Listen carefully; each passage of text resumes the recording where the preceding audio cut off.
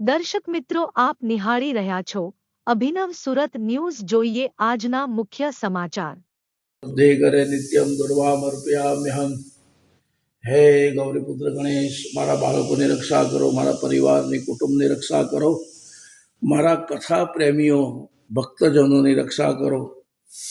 નમો વ્રાતપત્યે, નમો ગણપત્યે, નમો પ્રમોદપત્યે, નમસ્તે અસ્તુ લંબોદરાય एकदंताय विघ्ननाशिने शिवसुताय श्री वरदमूर्तये नमः.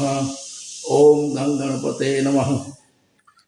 ओम सुमुखस्तेकदन्तश्च कपिलो गजकर्णकलम्बोदरश्च विघ्ननाशो विनायक धूम्रकेतुर्गणाध्यक्षो भालचन्द्रो गजाननं द्वादशेतानि नामानि यः पठेत् शृणुयादपि विद्यारम्भे विवाहे च प्रवेशेन्द्रजमेकः संग्रामे शंकरेश्चैव विघ्नस्तस्य जायते शुक्लां भरधरं देवं शशिवर्णं चतुर्भुजं प्रसन्नं वदनं ध्यायेत् सर्वविघ्नोपशान्तये.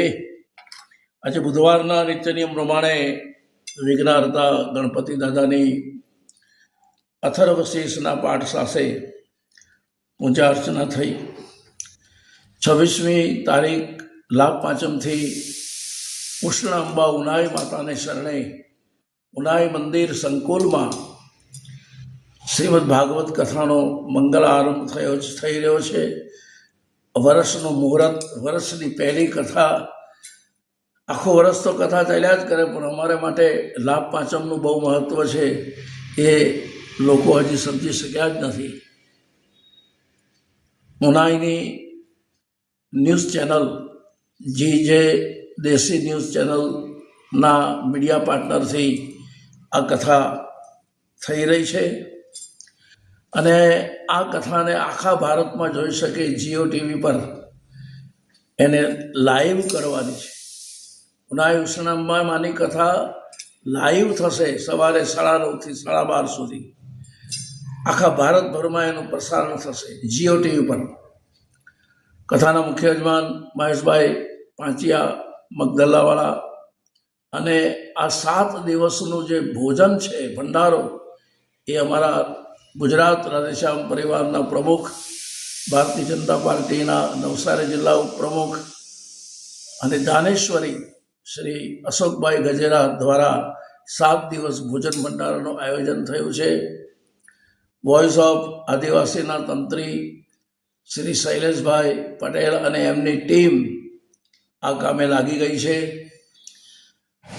ગોધરાથી લઈ અને કપરાળા સુધીનો જે વનવાસી વિસ્તારનો મીડિયા ક્ષેત્ર છે, તમામ પત્રકાર મિત્રો, તમામ જર્નલિસ્ટો આની પાછળ કામે લાગી ગયા છે. કારણ કે આદિવાસી વિસ્તારની અંદર જો કોઈ આ ટીવી આ કથાને લાઈવ કરી રહી હોય તો એ જે દેશી ન્યૂઝ ચેનલ છે અને એના દ્વારા આ કથાનું આયોજન થયું છે.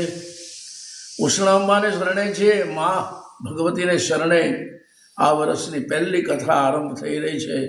એનો મને બહુ આનંદ છે. ઘણી જગ્યાએ આ કથાની વાતચીત ચાલતી હતી, પણ ભાગ્યમાં હતું એ જ ભોગવી શકે છે. જેના નસીબમાં નથી, જેના નસીબના પડ્યા કાણા છે, એને તમે લાખ કોશિશ કરો પણ એ પ્રાપ્ત કરી શકતા નથી.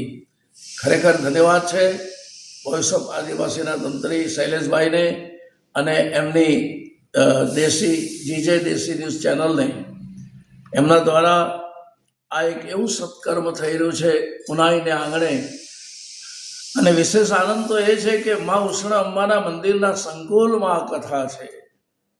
એટલે માને સામે રાખીને, માની સામે જોઈને આ ભાગવત કથા કરવાની છે.